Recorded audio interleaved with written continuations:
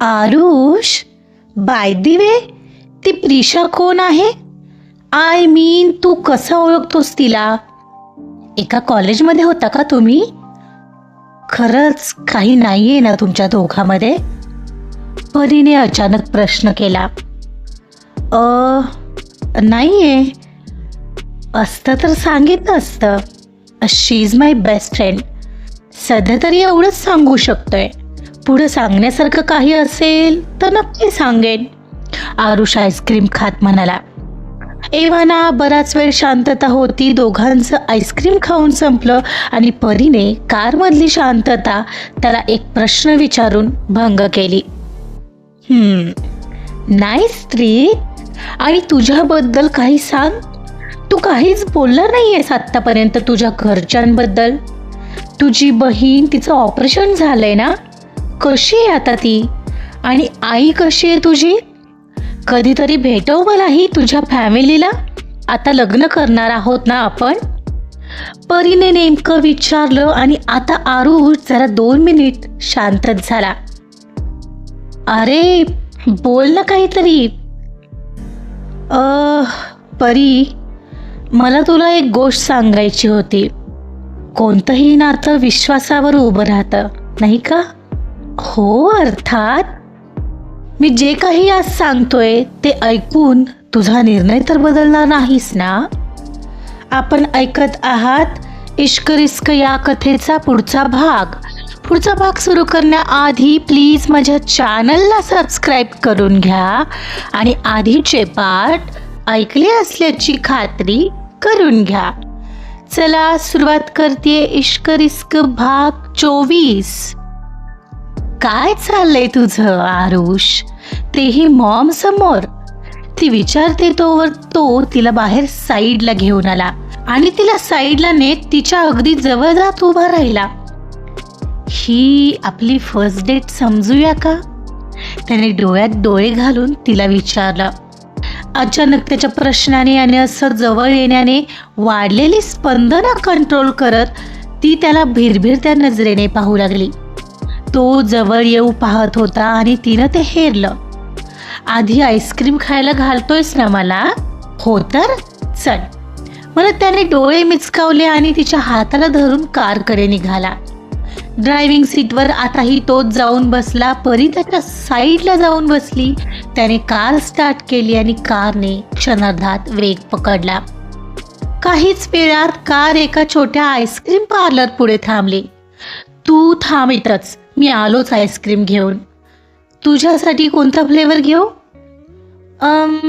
पिस्ता. ती स्माईल करत उतरली. ओके, आलोच. म्हणत तो लगेचच पार्लरच्या दिशेने ऐटीत गेला. ती खरं तर त्यालाच निहाळत होती.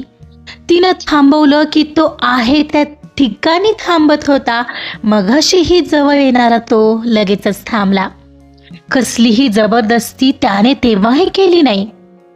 तिला हेच त्याच्याकडून अभिप्रेत होतं. नकळत तिला त्याचा आणखीन रिस्पेक्ट वाटू लागलेला. परी आतून खुश होती. जणू काहीतरी आज मनाला मिळालं होतं.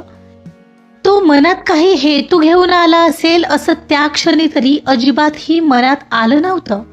नकळत तीही त्याच्याकडे ओढली जात होती आणि खरं तर आधीच स्वतःचं हृदय त्याला देऊन बसली होती.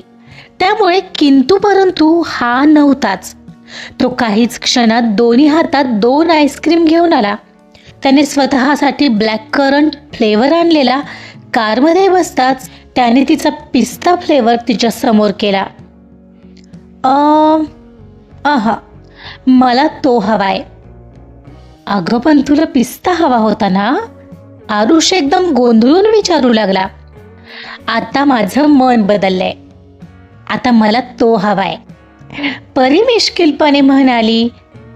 ओके, घे मग हा. म्हणजे त्याने स्वतःसाठी आणलेलं ब्लॅक करंट तिच्या पुढे केलं आणि त्याने पिस्ता स्वतःसाठी घेतला. ती त्याच्याकडे पाहत होती आणि तो तिच्याकडे. कसा वाटतोय?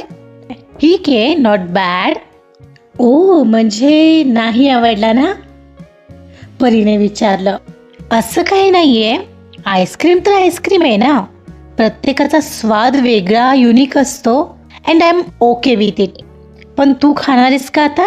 नाहीतर ते मेल्ट होईल. हो, मला तिला तो फ्लेवर फर्स्ट टाइम ट्राय केला. It's nice, I like it. अरे, आपली चॉईस आहेच अशी हटके. मला त्याने शर्टची कॉलरवर ओढली. तशी ती हसली. Aarush, by the way, Prisha कोण आहे? आय मीन, तू कसा ओळखतोस तिला? एका कॉलेजमध्ये होता का तुम्ही दोघं? खरंच काही नाही येणार आहे तुमच्यात?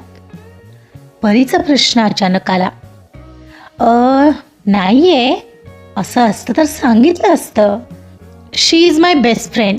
सध्या तरी एवढंच सांगू शकतो. पुढं सांगण्यासारखं काही असेल तर नक्की सांगेन. आरुष डोळे मिचकावत म्हणाला.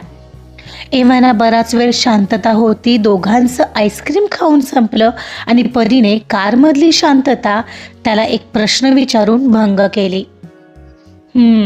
By the way, nice treat. आणि तुझ्याबद्दल काहीतरी सांग. तू काहीच बोलला नाहीयेस तुझ्या घरच्यांबद्दल. तुझी बहीण, तिचं ऑपरेशन झालं ना? कशी आहे रे आता ती? आणि आई कशी आहे तुझी? कधीतरी भेटव मलाही तुझ्या फॅमिलीला. आता लग्न करणार आहोत ना आपण? परीने नेमकं विचारलं आणि आता आरुष जरा 2 मिनिटं शांतच झाला. त्याला काय बोलावं हे सुचत नसावं. अरे बोल ना काहीतरी. परी, मला खरं तर तुला एक गोष्ट सांगायची आहे. अरे, सांगशील ना, पण आधी मला सांग आई आणि तुझ्या बहिणीबद्दल. बोल. त्यांच्याबद्दलच आहे परी. कोणतंही नातं विश्वासावर उभं राहतं, नाही का? हो, अर्थात. मी जे काही सांगतोय ते ऐकून तुझा निर्णय तर बदलणार नाहीये ना? म्हणजे काय सांगायचंय काय तुला? एवढा सिरियस होतोयस तू? ती मिश्किल हसत म्हणाली. अरे परी, मी काय माणूस नाहीये का? आहेस का माणूस? बरं, बोल आता. परी, पहिल्यांदा तुला सॉरी बोलतोय. I am sorry. सॉरी? का पण आणि कशाबद्दल? परी, आय रिअली लव्ह यू. पण आता मी काय सांगतो ते नीट ऐक. बोल तर, ऐकते मी. पहिली गोष्ट, मला बहीणच नाही आहे, फक्त ममा आहे. पण तीही कोमामध्ये आहे. काय? हे काय बोलतोयस तू? हो, ममा असून नसल्यासारखी आहे. ॲक्च्युली ती माझी सख्खी बहीण नाही आहे, माझी मानलेली बहीण आहे. ॲक्च्युली ती माझ्या मित्राची बहीण आहे. काय? आरुष, तुझ्या मित्राची बहीण होती ती?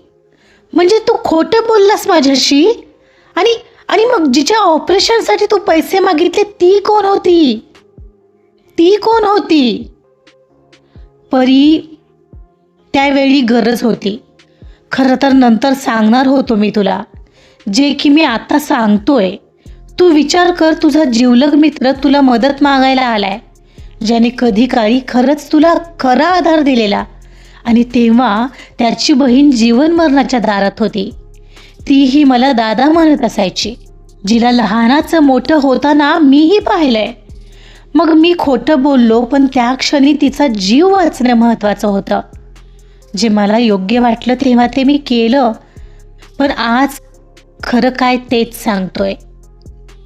आरुष, बट असं खोटं बोलून का रे? तिचा आवाज जरा आता वाढलेला. हे परी, ऐक ना, तेव्हा माझ्याकडे स्वतःकडे एवढे पैसे असणं शक्यच नव्हतं अगं. तुझीच कार त्या दिवशी भर रस्त्यातून असा घेऊन गेलो, त्यासाठी आधीच चिडली होतीस तू.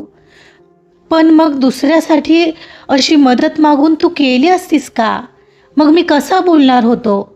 तेव्हा म्हणाली असतीस तू की स्वतःच्या जीवावर करावी इतरांची मदत, दुसऱ्यांच्या नव्हे.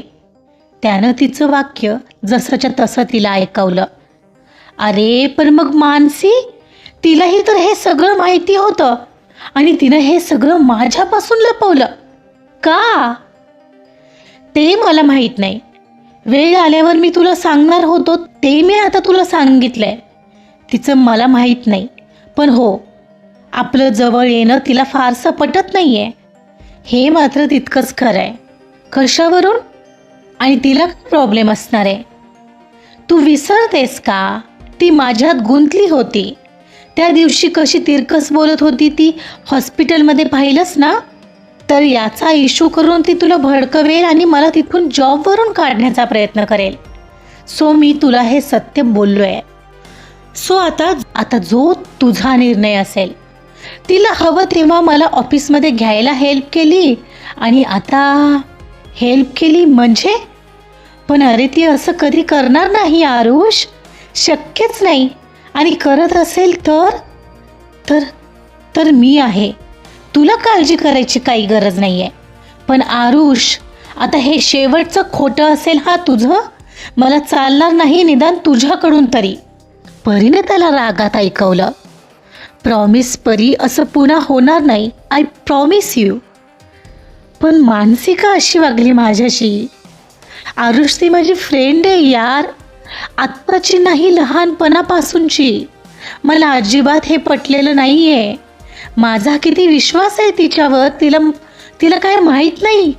आणि तिने असा विश्वासघात केला आहे माझ्यासोबत, ते की तू आहेस म्हणून. तो पण जर इतर कोणी असा गैरफायदा घेऊन फरार झाला असतास तर? एक्झॅक्टली. पैसा माणसाकडून काही करून घेऊ शकतो परी. आधी मला सपोर्ट करणारी आता माझ्या प्रत्येक गोष्टीत अडवला होते. So something fishy is there.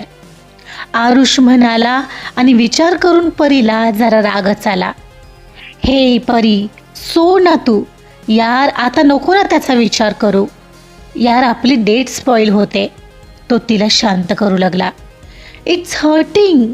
मानसीने हे असं केलंय माझ्यासोबत. परी तू शांत हो. मी काय सांगितलं, उद्याचं उद्या पहा ना प्लीज. आता सोड बरं तो विषय. काम डाऊन यार. तो तिच्या जवळ येत तिचे केस मागे सरू लागला तसे तिने डोळेच मिटले आणि स्वतःला शांत करू लागली. चल आता निघूया का घरी? लेट होतोय. पुन्हा उद्या सकाळी ऑफिसमध्ये जायला वेळ होईल. ओके चल. म्हणून त्याने पुन्हा कार सुरू केली आणि तिच्या घराच्या दिशेने घेतली. परीच्या मनाला जरा लागलेलंच मानसीचं हे वागणं. तिने एकदा तरी येऊन बोलायला हवं होतं. ती हे कळल्यापासून जरा अस्वस्थच झालेली. जवळच्या माणसाने विश्वासघात करावा हेच तिला आतून हर्ट करत होतं. कार तिच्या गेटच्या आत शिरली तशी परी विचारातून बाहेर आली. दोघंही कारमधून उतरले. परी, आता कसलाही विचार करू नकोस. उद्या बघू ऑफिसमध्ये. चल मीही निघतोय. Good night. Good night. पण आता कसा जाणार आहेस तू? जाईन कॅब करून.